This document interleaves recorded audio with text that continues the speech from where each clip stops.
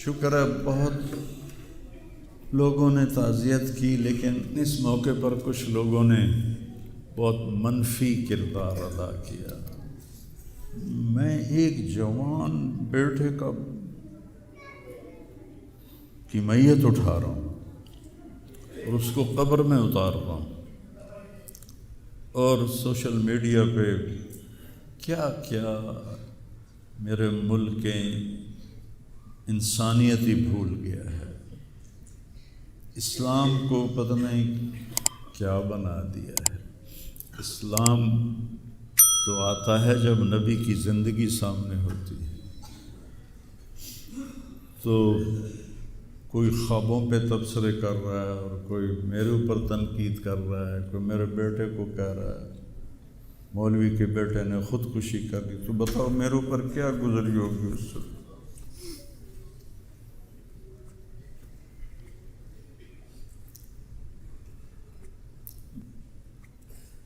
حضرت عمرو بن ابسہ سے پوچھا، یا رسول اللہ، سب سے اعلیٰ درجے کا اسلام کیا ہے؟ ایک گل غور نال سنیں، سب سے اعلیٰ درجے کا اسلام کیا ہے؟ آپ نے فرمایا، من سلم المسلمون من لسانہ و یدہ، جو کسی کو اپنی زبان اور ہاتھ سے تکلیف نہ پہنچائے وہ سب سے اعلیٰ درجے کا مسلمان۔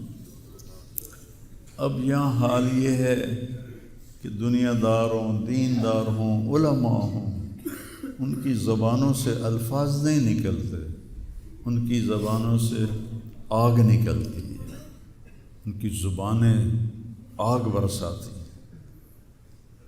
تو جب زبان آگ برسائے گی تو دل نفرت سے بھرا ہوگا، لیکن میں نے کہا یا اللہ، میں نے تجھ سے وعدہ کیا تھا کہ میں اپنی وجہ سے کبھی کسی سے نفرت نہیں کروں گا، کسی سے بغض نہیں رکھوں گا، کسی سے قطع تعلق نہیں کروں گا۔ آج مجھے یہ وعدہ پورا کرنے میں زور لگانا پڑ رہا ہے کہ ایک طرف مجھے اپنے بیٹے کی لاش نظر آتی ہے، ایک طرف ان نادانوں کے تبصرے نظر آتے ہیں۔ میں کسی کا نام نہیں لیتا، بھرا پڑا ہے سوشل میڈیا، اور اتنی جھوٹی خبریں، اتنی جھوٹی خبریں، اتنی جھوٹی، زخم پہ مرہم لگاتے ہیں یا نمک چھڑکتے ہیں، اور وہ اسلام سمجھ کے کر رہے ہیں۔ میرے بیٹے کی لاش میرے سامنے ہر وقت نظر آتی رہتی ہے، اور کوئی کہہ رہا ہے خواب جھوٹا بیان کیتا سوں، کوئی کہہ رہا ہے بیان کرنے والا کوئی جھوٹا ہے ہی، کوئی کہہ رہا ہے قرآن خوانی کیوں کیتی سوں، یہ تو حرام ہے، کوئی کہہ رہا ہے دعا کیوں کروائی سوں۔ سارا حلال حرام ایتھے ہی رہ گیا۔ ایک زخمی باپ کے زخم پر پھنبا رکھنے کی بجائے میں نے بڑے، انسان زندگی میں صدمے دیکھتا ہے، ناگواریاں دیکھتا ہے، میں نے بڑی بڑی ناگواریاں دیکھی، لیکن عاصم کی ناگواری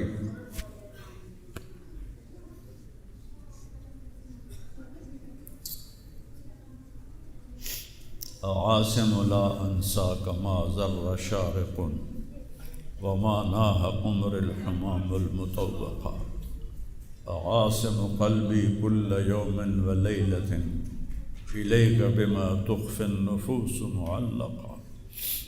یہ حضرت عبداللہ بن ابو بکر کے اشعار ہیں جو میں نے تھوڑی تبدیلی کے ساتھ آپ کو ذکر کیے ہیں کہ اے عاصم، جب تک سورج چمکتا رہے گا تیری یاد میرے اندر تازہ ہوتی رہے گی، میں تمہیں کبھی بھلا نہ پاؤں گا۔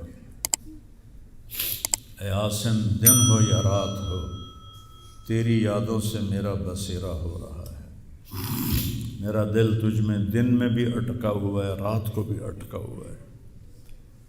یہ اس وقت میری حالت ہے، تو میں اس کانپتے ہاتھ کو دیکھتا ہوں، پھر یہ شعر پڑھتا ہوں، ترکت اباک مرعشۃ یدا، تو نے کس حال میں باپ کو چھوڑا کہ اس کے ہاتھ کانپ رہے ہیں، وَأُمُّكَ لَا تُسِيغُ لَهَا شَرَابًا، اور تیری ماں کا سینہ اتنا گھٹ گیا ہے کہ اس کے اندر پانی بھی نہیں جا رہا، جو سب سے آسانی سے چلا جاتا ہے۔ یہ کیفیت ہو ماں باپ کی۔ اور کوئی مولانا اٹھ کے تبصرے کر رہا ہو، کوئی مفکر اٹھ کے تبصرے کر رہا ہو، بتاؤ میرے پر کیا گزری ہو۔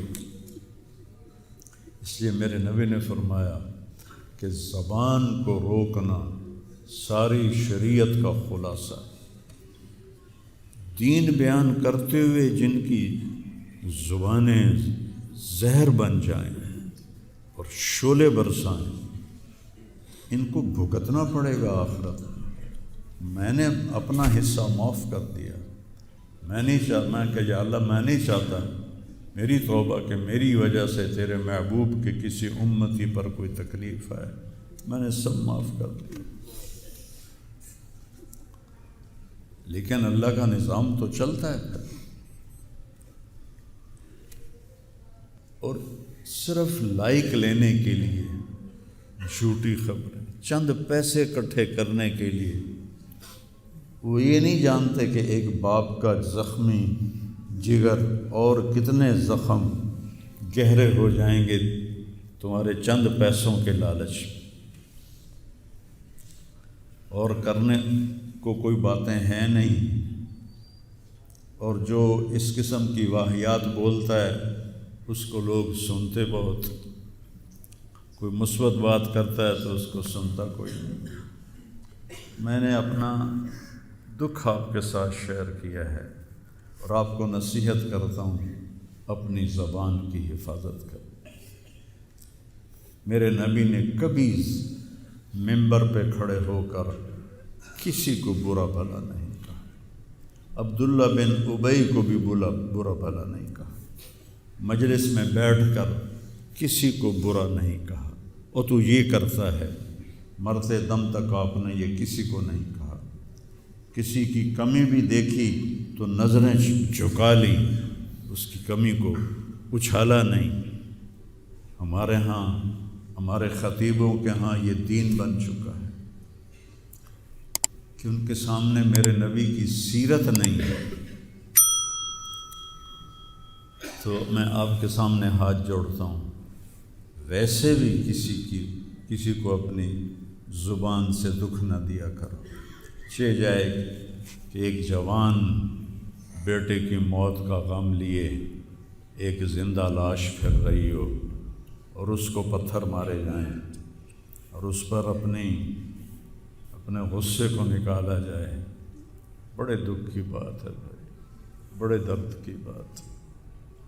یہ ہماری قوم کی گراوٹ کی انتہا ہے، گراوٹ کی میں تو اس وقت پاگل تھا، جہاں سے مجھے کسی نے جھوٹا خواب بھی سنایا تو میں نے تسلی لی کہ شکر ہے میرا بیٹا، جوان بیٹے کو اللہ نہ تنوں اٹھاون دے ویلا وکھاوے، اللہ تنوں اٹھاون دا ویلا نہ وکھاوے۔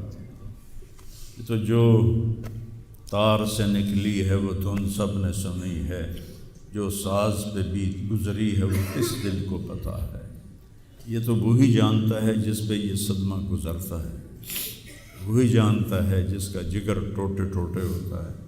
اوروں کو کیا پتہ کہ اولاد، جوان اولاد کا، اور میرا بچہ یہ اتنا نیک تھا، کبھی غیبت نہیں کرتا، کبھی غیبت نہیں کرتا، کسی سے نفرت نہیں کرتا تھا، کسی کی غیبت کرنے نہیں دیتا تھا، کسی کی برائی کرنے نہیں دیتا تھا۔ یعنی اس کی آپ بات سنو کہ یا اللہ جن جن لوگوں نے پاکستان کو لوٹا ہے اس میں جتنا میرا حصہ لوٹا ہے میں نے سب کو معاف کیا۔ ایسے اخلاق والا بچہ میرا مر جائے اور مجھ پر تان و طنز ہو رہا ہو، قرآن خوانی کیوں کرائی، کوئی کفر کر دیتا ہے، اسلام ہی چوں نکل گیا۔ یہ دیوبندی بریلویوں نے آپس میں لڑ کے پوری امت کا بھولیا بگاڑ کے رکھ دیا۔ خطیبوں نے، میں صحیح علماء کی بات نہیں کر رہا، خطیب چاہے دیوبندی کے ہوں، چاہے اہل حدیثوں کے ہوں، چاہے وہ بریلیوں کے ہوں، چاہے وہ شیعوں کے ہوں، سوائے نفرت کی آگ بھڑکانے کے ان کے پاس اور کوئی موضوع ہی کوئی نہیں۔ آج میں گیا ہوں اپنے، صبح بہت میرا سر بھاری تھا تو میں سیر کے لیے فجر کے بعد نکلا، اپنے مین فارم پر پہنچا تو وہاں نوکر کھڑے تھے، تو ہمارا ایک نوکر ہے شبیر اس کا نام ہے، تو وہ میں نے ایسے ہاتھ بڑھایا ملنے کے لیے، کہا میاں صاحب آسم میاں طرح ساڈے نال مل لو، انج نہ ملو۔ میں کیا وہ کیویں ملدا ہے؟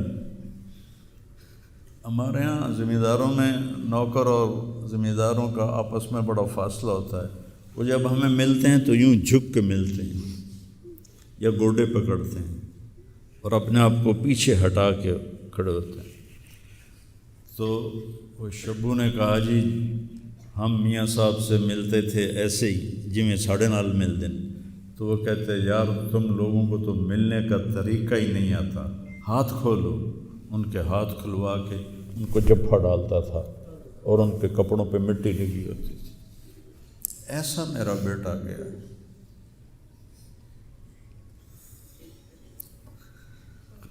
نوکر کے منہ سے نوالا نکال کے اپنے منہ میں ڈال کے کھا لیتا تھا۔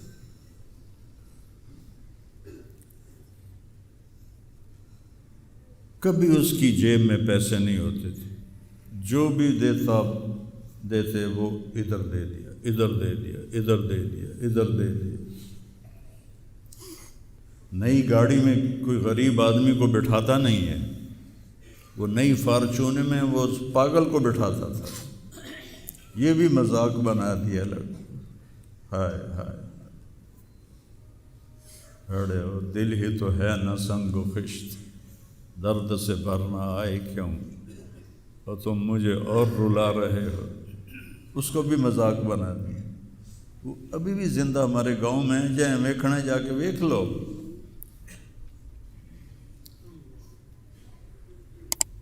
اور اس نے کہا کہ میرے رب نے میری بخشش کر دی اس ملنگ کی خدمت کی وجہ سے۔ کسی پاگل دے کپڑے وٹامنا، ناوامنا، وہ دے وال کٹامنا، وہ دے نو کٹامنا، ایک زمیندار دے بیٹے دا اے کوئی سوکھا کام، وہ دے ماں پیو نان کر دے۔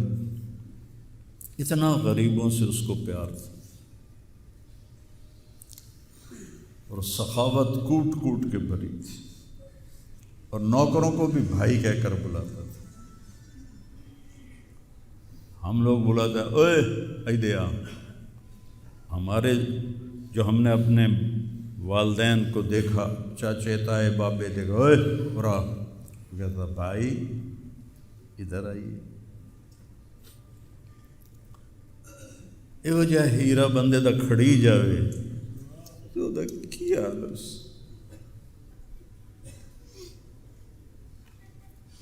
شرم ہی نہیں آتی لوگ کم بختاں نوں 4 ٹکے یا سستی شہرت لین واسطے